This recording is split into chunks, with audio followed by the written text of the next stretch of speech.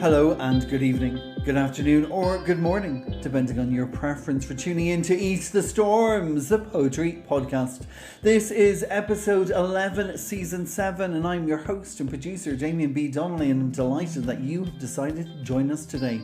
Whether that has been on Spotify, Apple, Google, Breaker, Podbean, Player FM, Overcast, Pocket Cast, Castbox, Podcast Addicts, iTunes, or one of the many platforms where we are now available.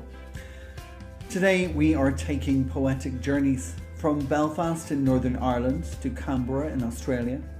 Along the way, stopping off for a little razzmatazz in Sheffield in the United Kingdom, dropping down to London to see art being used as a superpower, over to the Isle of Man, falling upon private and delicious coves, secret spaces where we can be ourselves before we come back here to Ireland and find poetry rolling under the moon between Wicklow and County Cavan.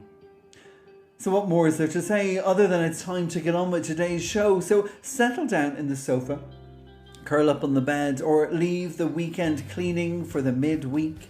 Pour yourself a cup of tea, a ginger beer, perhaps a slice of rhubarb crumble like I'm enjoying right here. My name is Damien B Donnelly. This is Eat the Storms, and I hope you enjoy the show.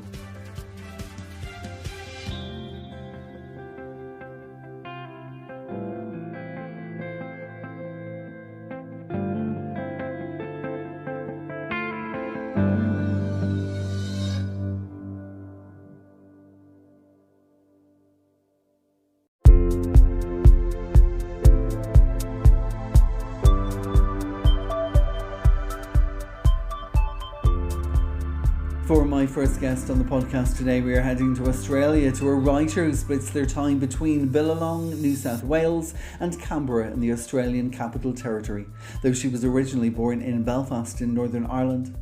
She is the author of 14 books. The one which you will hear today, The Wear of My Face, was published by Spinifex Press in 2021 and it won the Australian Capital Territory Notable Writers Award for Poetry. Her other books include She-Bird and $600, published by Press, Stop Your Crying, published by Island, and Two Lips Went Swimming, also by Spinifex Press. Not just a writer, who often includes found text in their work, she is also a visual artist whose work has appeared in group and solo exhibitions. I am delighted to welcome to Eat the Storms for the first time, Lizz Murphy. Hello, this is Lizz Murphy. I live in Australia, but I was born in Belfast, so I really like that nice Irish connection with Eat the Storms. I'm a great fan of that, by the way. Thank you very much, Damien. I'm going to read a small selection of poems. Most of them are from my latest collection, The Wear of My Face, which is published by Spinifex Press. Spinifex is a really wonderful feminist independent press based in Australia. And this is my third book with them. The others are Two Lips Went Shopping, another collection of poetry, and the anthology of women's writing, We Girls, women writing from an Irish perspective. The first poem is a sequence of very small pieces, and it's after Tagore, and the others are prose poems. Stray Birds 1 to 10. I was a stray bird at your window. We flew. Little vagrants on the wing, my breath catching on every arc.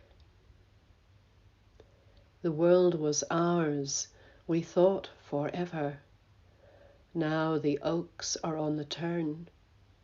My heart breaks open on your song.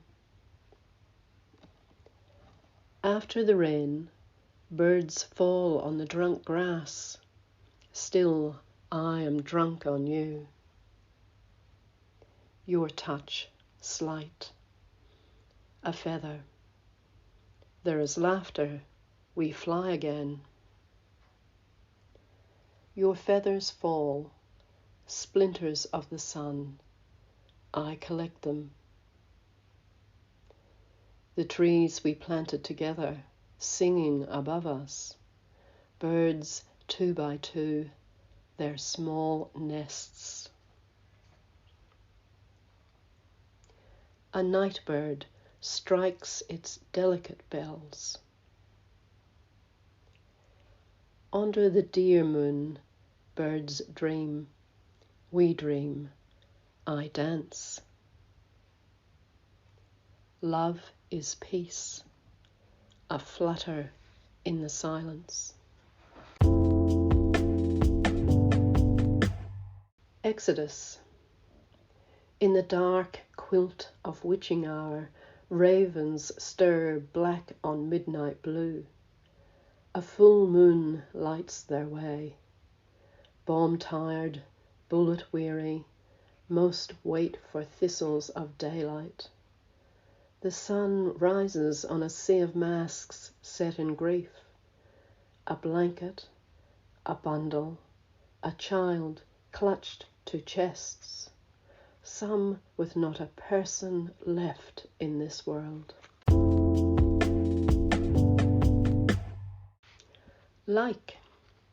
I write like I am far-sighted, one eye travelling the white landscape a centimetre from my face, peering around the ink of purple corners, skipping into beaten egg doorways, gazing wantonly through domestic windows, spying on tame strangers. I write like the striped suit hijinksing with city cars. I am jollification outside the office. I write like I am in live theatre, sitting at a table for one and an extremely large dinner plate, perched at the entrance of a tepid evening, my feet practically on the pavement, milling pedestrians, my extras, lights, action, a fan stirring, a breeze, my hair tussling, electric blue moonfish in the dark lapping water. I write like I am the extra, trying not to trip up the stars or the stairs. I write like I have been deveined like a green tiger prawn to be tossed in a hot pan. I inhale the garlic, write like I am the main course. I write like a disruption, like a wounded eagle, like a rent dream, a tangled sheet. I write like the homeless sign on a cardboard tear, like somewhere in the world a book has fallen open, like the young man who cries in the wind, like the animal on the roof, like demand, like a ruffian, like self-delight, like the fading horizon, the fruiting moon, the nest-raiding currawong, the bird caught in the net. Like a sleeve of tension, like a frosted pain, like antithesis, like a siren, like tapsicary, I try to dodge similes, have more success with full stops.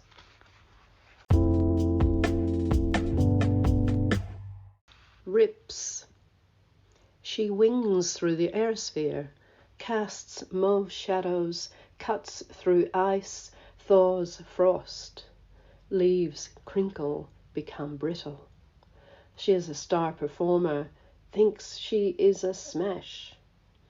In a waiting room, a woman's hair grows long, her plait tentacles, her past a sealed room, her daughter a rent of silk by her side.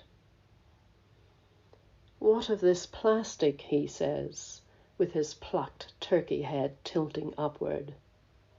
The old white woman of the night hoots low and long. Her sigh fans the ocean, creates a riptide. A wave of polymer sweeps deep. And this last small poem is in one of my chapbooks published by Press. This one is called She-Bird, and the poem is at the very end of the book. And here we go. The woman in the poem. I walk north through the civic centre, black quilted head bowed.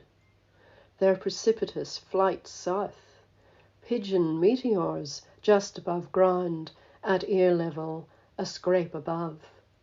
The leader's cocoa head at one with his power-stoked body, his water-dark mission, his horizon-spent eyes. I am the woman in the poem. I know how I look, my hands over my face, one knee wincing, my center puckering.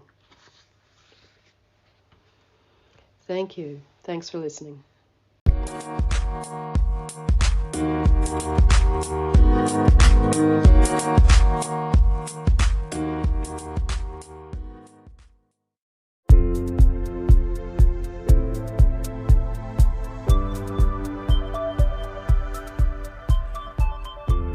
My next guest on the podcast today is another first-timer, and today he's going to be sharing poems from his pamphlet, which was published just last year by Dreek, called My C&A Years, a rather humorous, occasionally twisted look at everyday life, which I thoroughly enjoyed as one of the books I read this month for the Seeley Challenge, where you read one poetry book a day or a pamphlet or an anthology and promote it as much as you can so that everyone knows how good it is. Though thankfully I don't have to shout too widely today because my next guest is going to read from that pamphlet. He is joining us all the way from the glitz and glamour of Sheffield in the United Kingdom, apparently in a house that had wood chip wallpaper, although he dreamt it was all razzmatazz. His poems have been published in Dreek anthologies and that Dreek pamphlet, My C&A Years. He's currently on the search for a lost pair of black sandals that he hopes his wife hasn't thrown into the bin.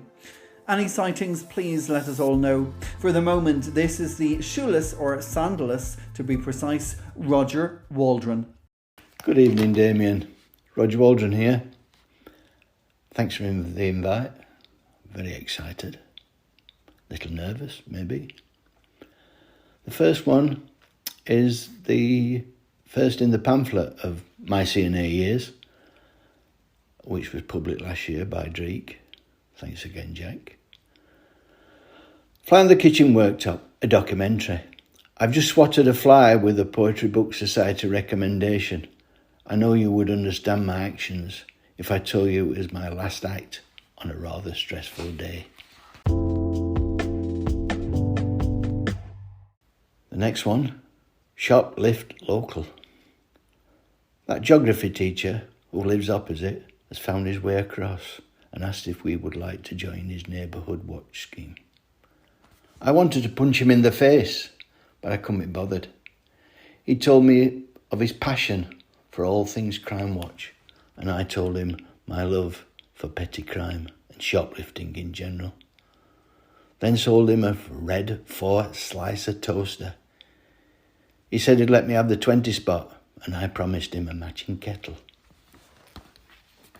Still need to get that to him, actually. Having your cake, which is the third one in my C&A years. Enjoy my slice of lemon drizzle with a dollop of creme fraiche when you drop in on your lunch break and tell me you've been stopped by the elderly couple who live in the flat below, asking if we could move our lovemaking a tad later due to the fact they don't care much for Newsnight or anything with animals having sex with a David Attenborough voiceover. You tell me this while you're enjoying your piece of lemon drizzle and flicking through next week's Radio Times. I don't write much about nature at all. I don't think I can improve nature, to be honest with you, so I'll leave it. But I did write one, and so here we go. This is called The Oncoming. From the hillside, we hear the ploughman talking to his horse. He answers the horse's questions. The horse asks about the oncoming evening. And what will it be like? Because this field has been a nightmare to plough, and I'll be glad to put my hooves up. How about you, ploughman? What are you looking forward to? The ploughman says a tractor and kills this conversation stone dead.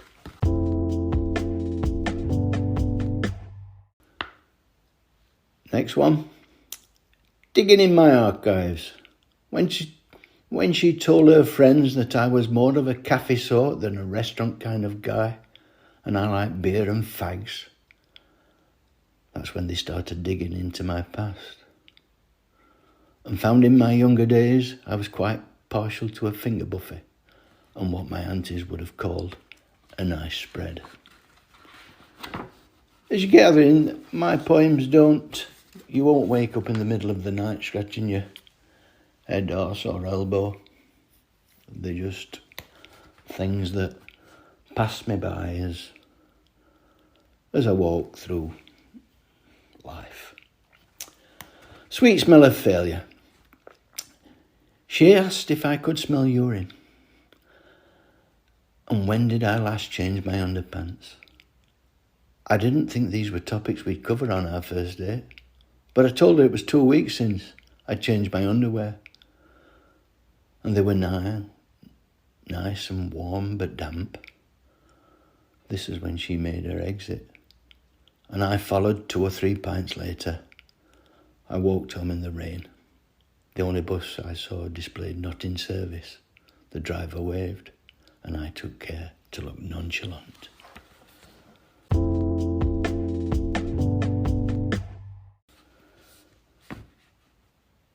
Fair is fair.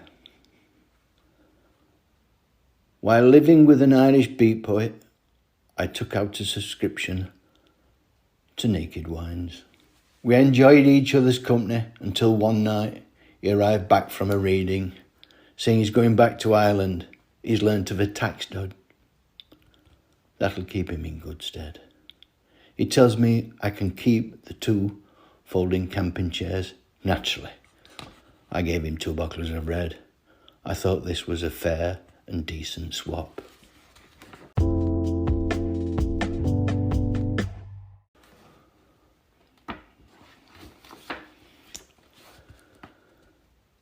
The next, it's only a neighbourly like. My neighbour sometimes pots round for sexual favours. She now says my whole house stinks of beer and fags. And it's beginning to seep through the walls. I thought of going meat-free 1 or 2 days a week. I also thought about popping round to hers and wooing her with my plug-in Febreze.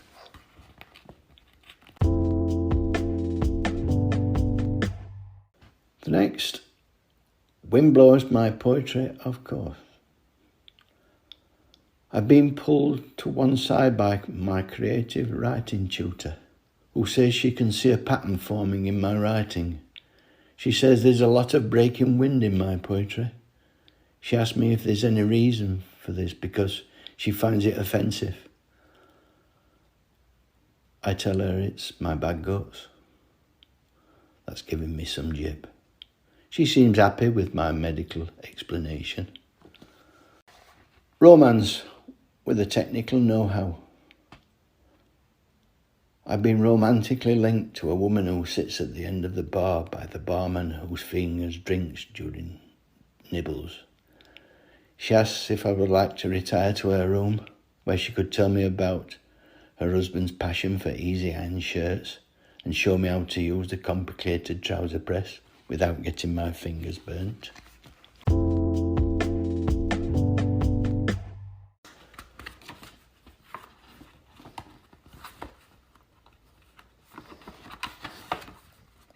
And your lucky last. It's been my great pleasure. Hope you've enjoyed me coming live from Sheffield. Dirty talk.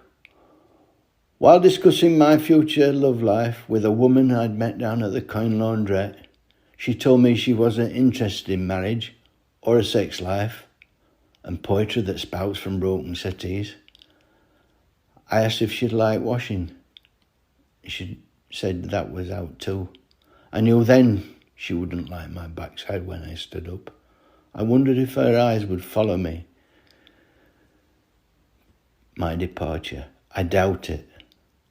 I'm not to everybody's taste.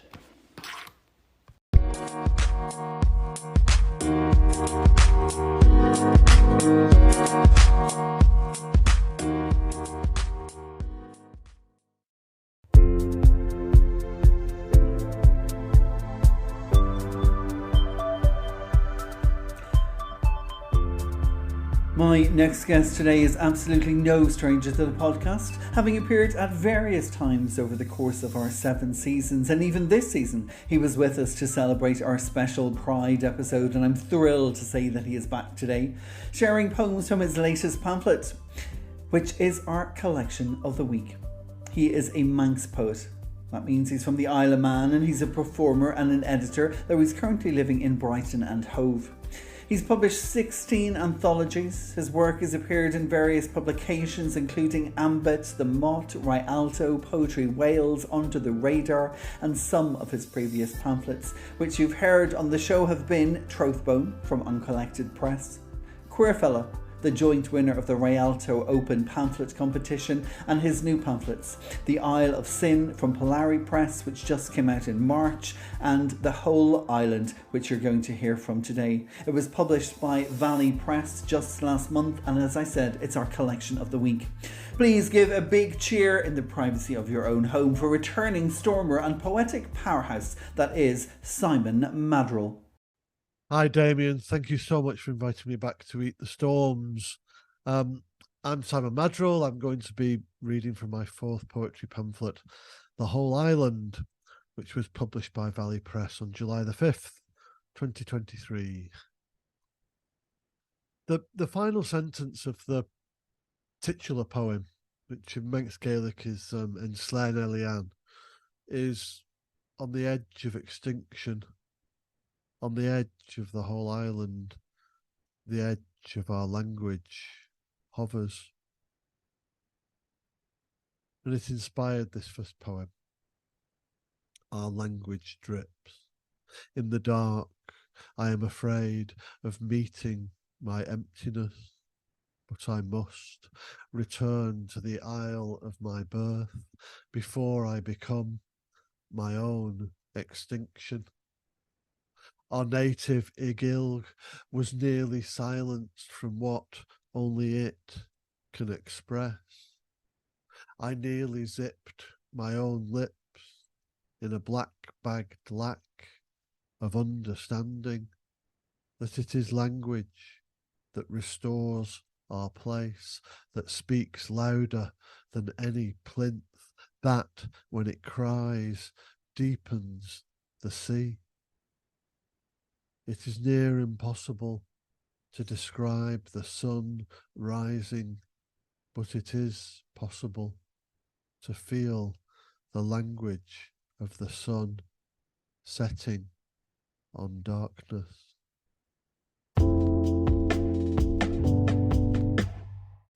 Igilg is Manx Gaelic, and this is also used in the second poem, which is called Fodiac, which, like the Welsh word hiraeth, basically means homesickness, nostalgia, and longing. Fodiac. He asks if I yearn for it, if we have a word for it like hiraeth, how he feels when away from his other Celtic home, and I brush it off like a speck of fluff, as if it's obvious a queer would hate being kept in a beautifully busy cottage, tucked away in a private bay below Milner's Tower. It's a folly to think I want to be where he is, to think I could add anything to this, like my pride in having a scuba dive the world over, in the marine biology station here at Port Erin, how it's now closed. MANNY and Róisín is the Celtic son of the sea, son of the Irish sea god Lear, and the Lord of Man.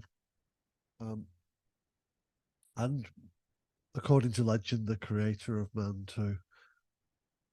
MANNY and Róisín. Nothing has changed. mourning a ruined family, his lost humanity, inflicting wounds on the other world.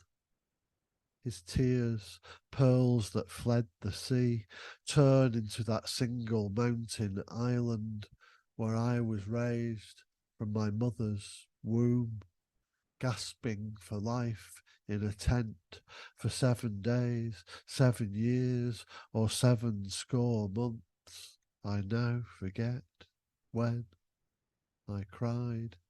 It was on the inside, growing a cardiac rock with lichen cracks and moss where I weep.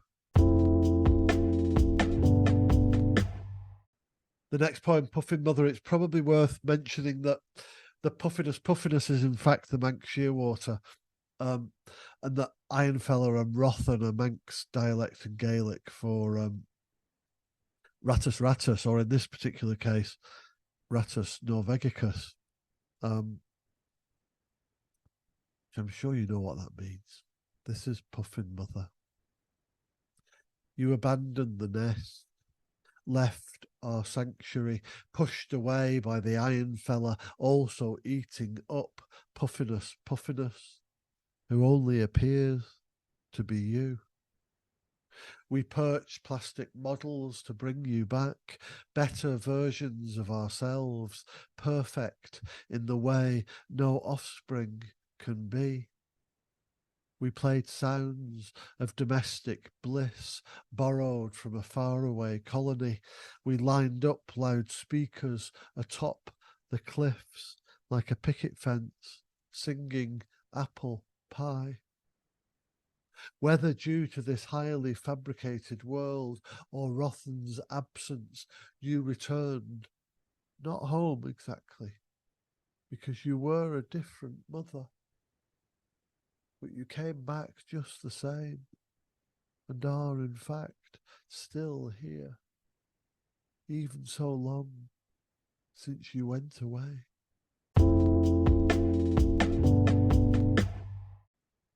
Treisht, more Manx Gaelic, means trust, hope, and confidence.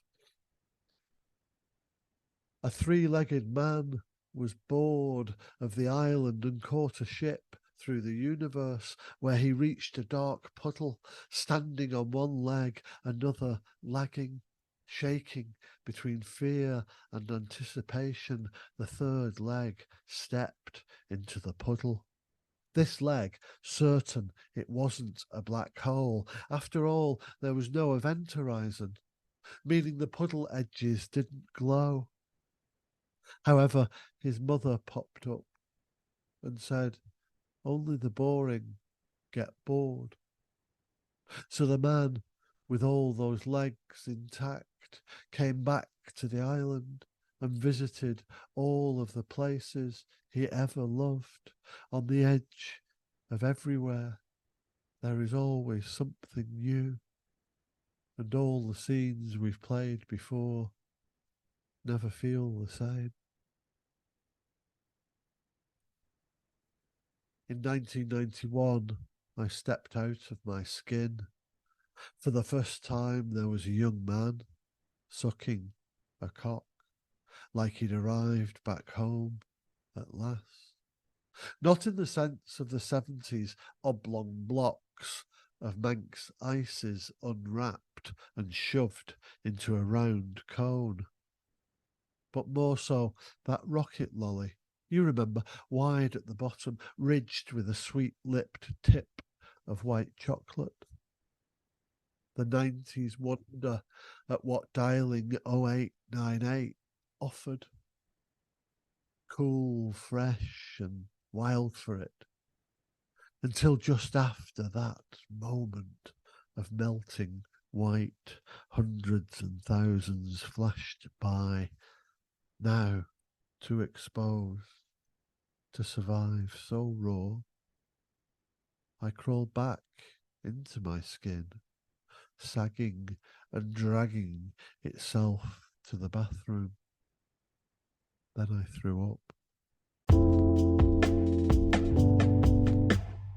This is according to the signs. The footpath to Porter Willan is not passable at high water.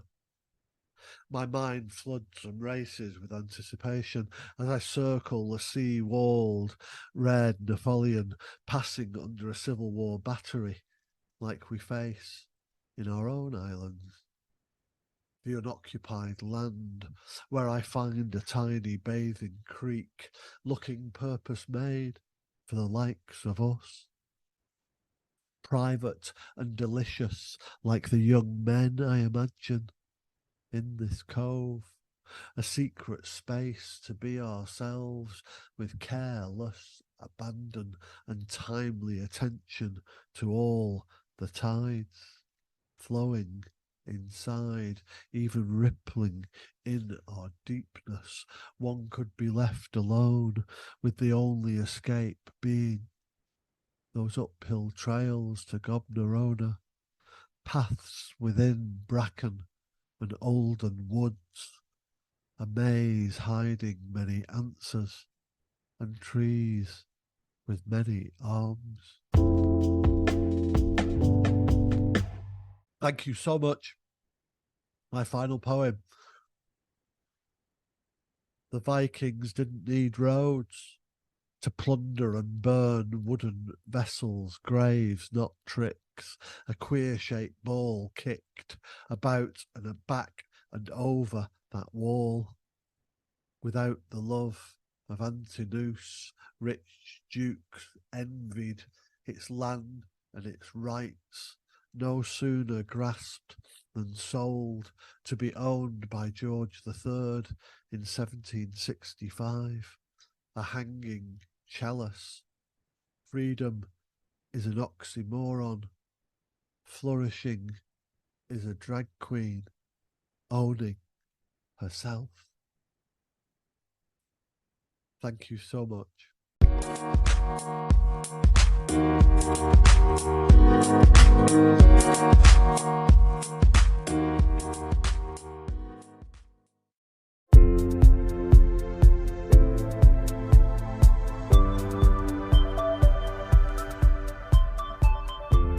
My next guest is another newcomer to Eat the Storms, and I'm absolutely honoured to welcome her to the podcast.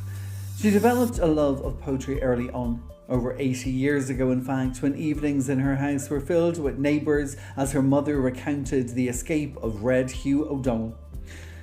A lot has happened since then, where she was born in County Wicklow, and then she married a Cavan man and moved there. And then everything changed 5 years ago when her husband was killed in a farm accident. In the solitude of lockdown, her feelings poured onto the page, and her poetry collection, Poems from the Heart, came together and was sold to raise funds for Embrace Farm, a support group for families like herself affected by farming accidents. She is a member of the Cootie Hill Poetry Group. She's had poems appear in the Corsie Chronicle, pandemic.ie, and she's read poems in Cavan Town Hall and the Cootie Hill Library. I'm so very pleased to welcome to the Eat the Storms, Róisín Smith.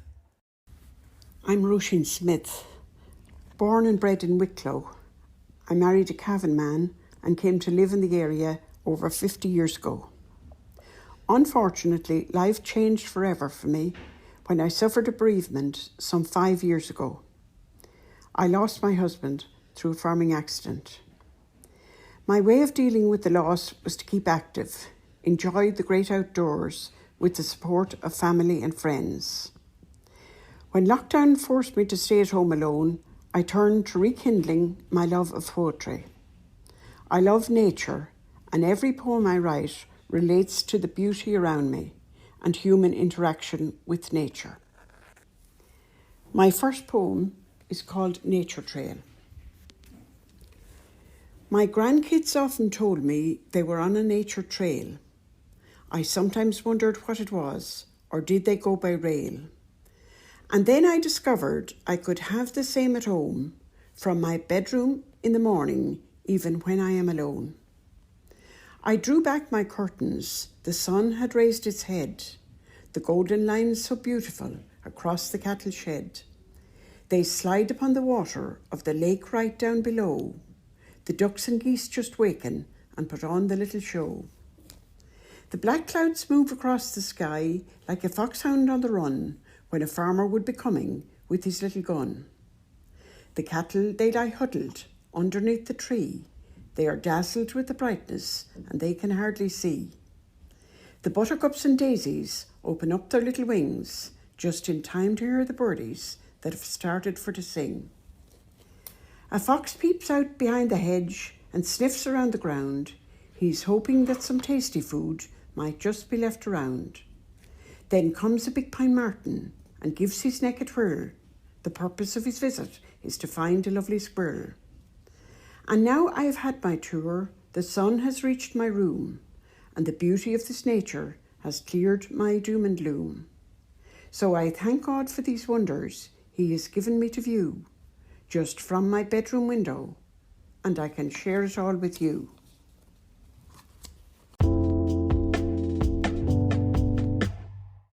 And my second poem is called Harvest Moon. I spent a night in Sweet Crohan, way down below Kinsale. I felt I was in paradise and came back to tell the tale. I woke up from my slumber and looked up to the sky to view the heavenly orders that appeared to the naked eye. The moon was rolling through the clouds like a train upon a track. It knew where it was going, so it didn't turn back. Then out onto the west of it, a string of lights came down. Just like a lovely Christmas tree, they were over Garrett's town. A blue light kept on flashing to warn the fishermen of the rocks below the water and dangers that can't be seen. Then the moon finds a clear space and brightens up the sky. It beams down on the ocean and lights it from on high. The beacon flashes over at the old head on the hill, while everything is peaceful and the earth is standing still. The moon has changed its colour and the clouds have overflowed. It disappears below me o'er the old Kilcolman road. Then daylight comes at last to me, the seagulls all touch down, to let me know I'm still here with my feet upon the ground. So the angels watched the little ones as they slept sound in their bed. For Cathal, Nicole and Lauren, there's another day ahead. And my third poem is called Clouds. How I love to sit and watch the clouds outside the pale blue sky. They bring us joy and peace and love as they float about on high. They lie across the ocean's edge or the mountain in our view. They show the beauty of God's hand and our faith they do renew. The sun it beams behind the hill and pushes out its head. It separates the white clouds and turns them all to red. The thunder and the lightning just rumble all around. The clouds turn into darkness as the bolt travels to the ground. A lovely rainbow spans the sky with colours bright and bold, and at the end it leaves for us a great big crock of gold. I sometimes travel overseas on board the 707. I fly above the floating clouds and I think I am in heaven. So when life's worries come to you and in your heart they lie, just take your seat and look right up and watch the clouds roll by. Now my fourth and final poem, I call it Green Tea. It started off in China just 12 months ago. This very deadly virus, like a river it did flow. It brought lots of sorrow with it, tore families apart, and left so many grieving with a sad and broken heart. The experts came onto our screens and told us what to do. Their message was to stay at home, and this was also new. So our home is just transformed to a lovely office block. The laptop, wires and printer are as solid as a rock. Now the one thing that I miss the most is not heading to the green with my little grandson Dara, whose next birthday is 13. I sure enjoy his golf swings and all his lengthy drives. It takes two of mine to get there, no matter how I strive. So I pray this virus leaves us. Once more we'll place the tea and stay clear of all the bunkers, just you and me. Thank you. I hope you enjoyed my poems.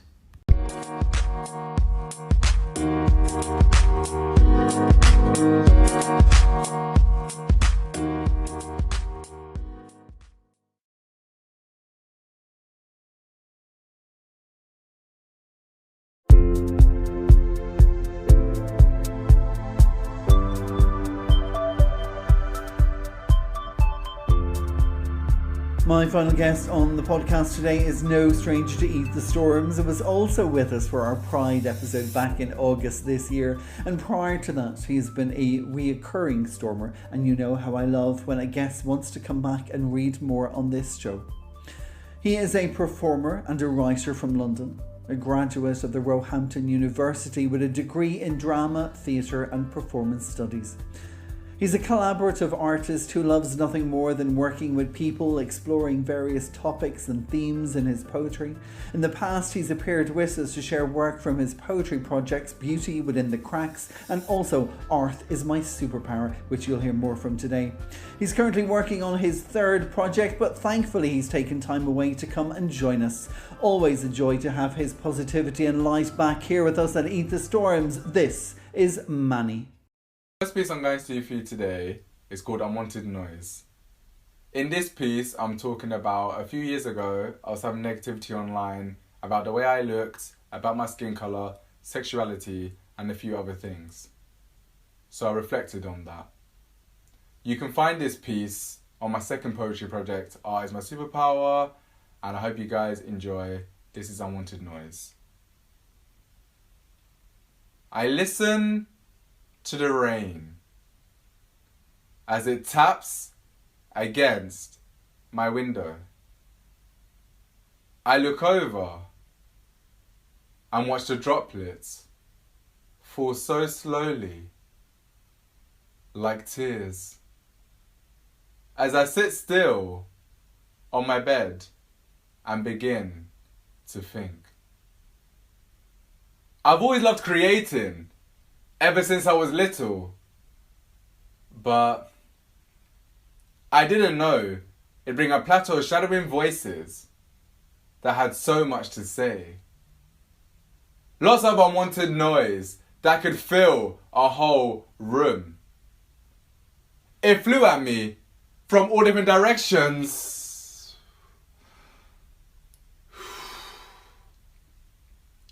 I felt like I couldn't catch a break.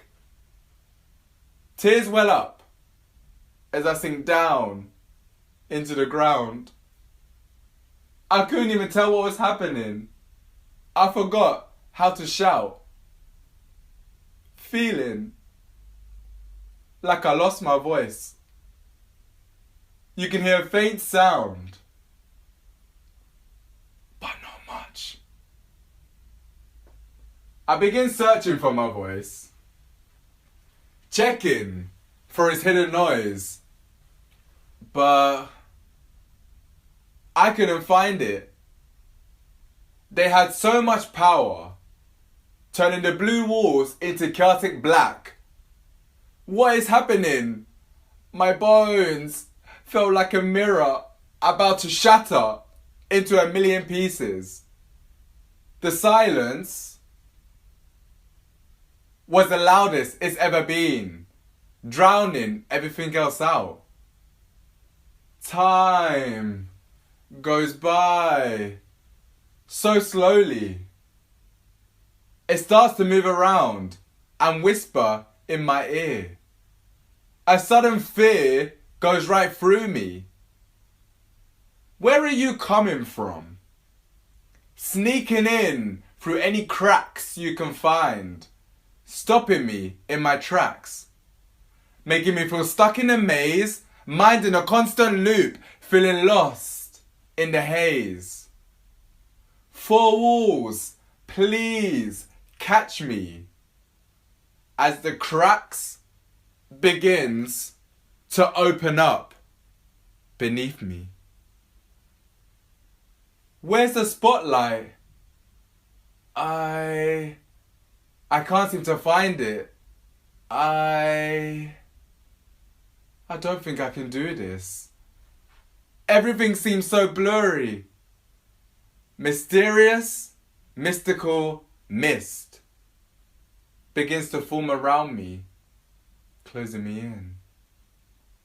Now, it all comes down to this. Should I keep my notepad open? Or should I close it for good? I think about this while the rain continues to fall.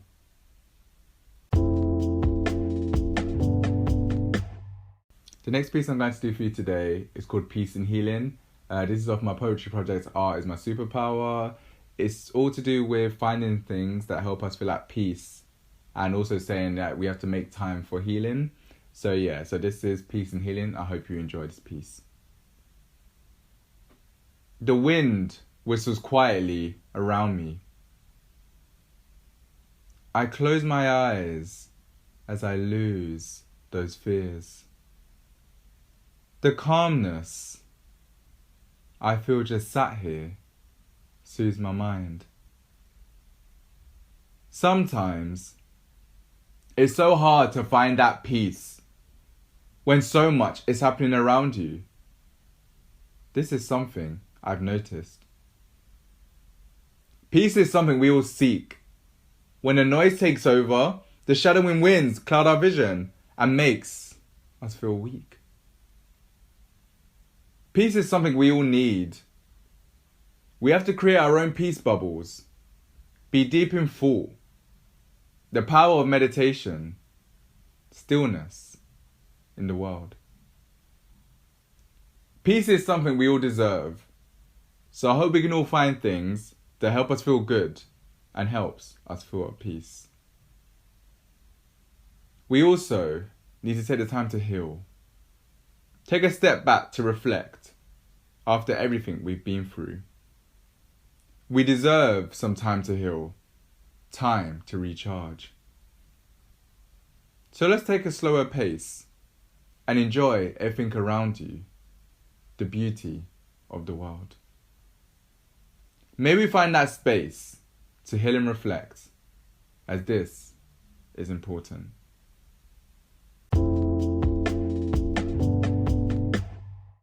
Sometimes the world can be dark and lonely. We need kindness in the world to brighten it up. It's free, but I feel that people forget that sometimes. Kindness costs nothing. So instead of trying to break someone down, let's encourage people more. If only we would hold out our hands to lead people into warm arms, to help someone feel comfortable. Not fingers pointing out, excluding people, and making someone feel left out.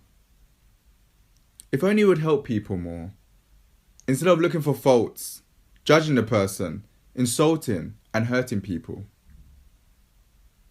So let's try a little kindness, shall we?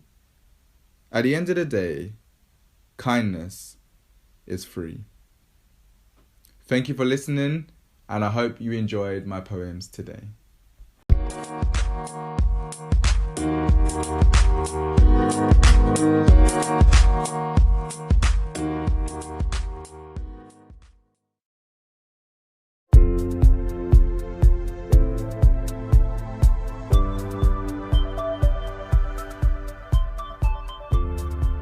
Now, just before I leave you today, just before we say our goodbyes, I'm going to leave you with two of my own poems.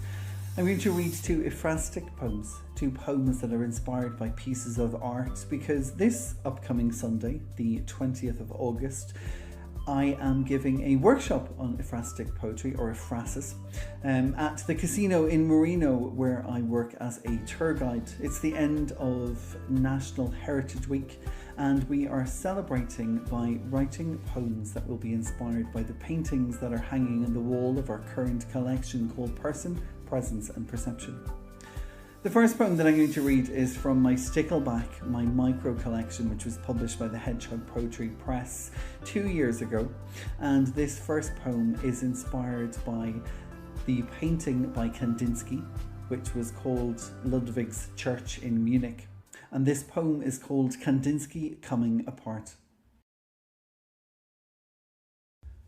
In Madrid, In between mid-afternoon showers on steaming cobbles, before flamenco rained storms over dinner tables in low-roofed restaurants, you sprang to attention in a complicated room.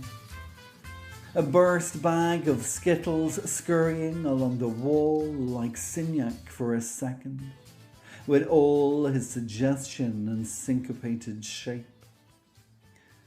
Big heads of bright colours bouncing off the shadows of a Munich moment of movement captured motionless. Softened spotlight on candied colours, wishing not to be washed out by the shadows stalking the corners. And so I let go of his hand and the timing of the turka, to consider a cast of cardinals carrying sunlight into a church, a congregation of drawn dots, those skittles dancing beneath carpeted columns of concerns grown green. We too were shifting shapes. In that new city we had slipped on over ties growing twists, suggestions never settling into substance. Too much staled steam rising from those cobbles, up onto our slippery, oily surfaces, the shadows of our arches more distinctive than that initial ballet of colour and all its light, neither in control of the country.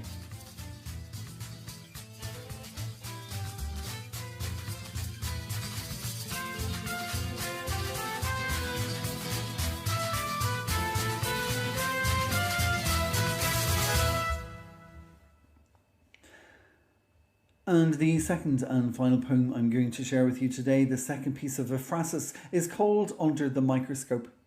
This is inspired by a painting by Vincent van Gogh.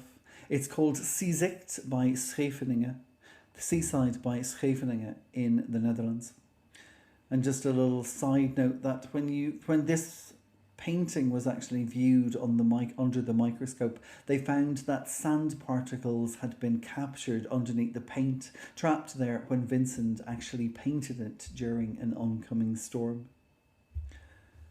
Under the microscope.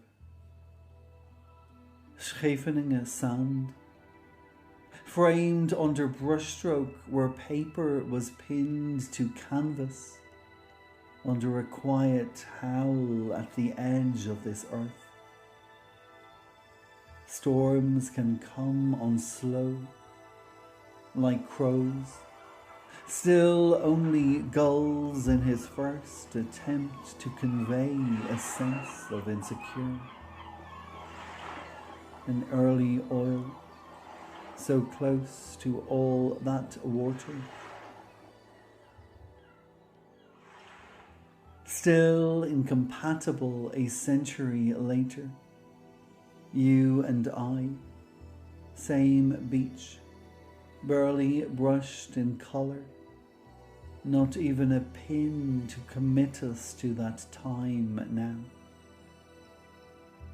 In scene, unwanted by canvas, we are two dots on the edge of empty, waiting for a ghost to draw limbs we cannot hold.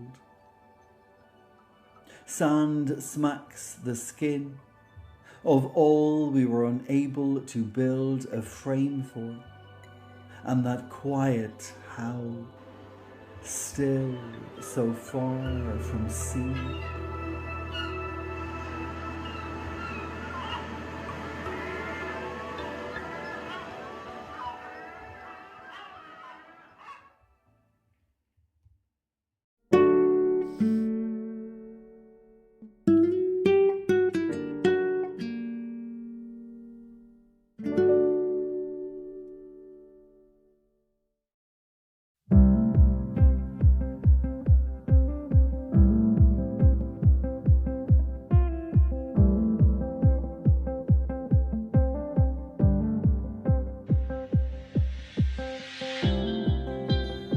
Well, I hope you've had a good evening, good afternoon, or maybe even a good morning with us here today, because we've just reached the end of another episode of Eat the Storms, the poetry podcast.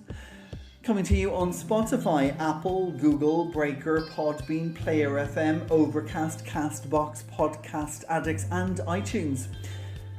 It has been an absolute honour to have your company. My name is Damien B Donnelly. I've been your host and producer, and thank you for joining us on this poetic joyride today. And what an honour, as always, it is to be joined by my fantastic guests. Today on the steam train we have had Lizz Murphy, Roger Waldron, Róisín Smith, MANNY, and author of our collection of the week, Whole Island, Simon Maddrell. For details, as always, and all of my guests, it's all very simple. You just head on over to eatthestorms.com. That's www.eatthestorms.com. Click on the podcast section called Listen to the Podcast, and there you will find a blog post for every episode. This was episode 11, season 7. In that blog post you have photographs, bios, social media handles, and perhaps even a link on where to buy the poetry collections you've heard today.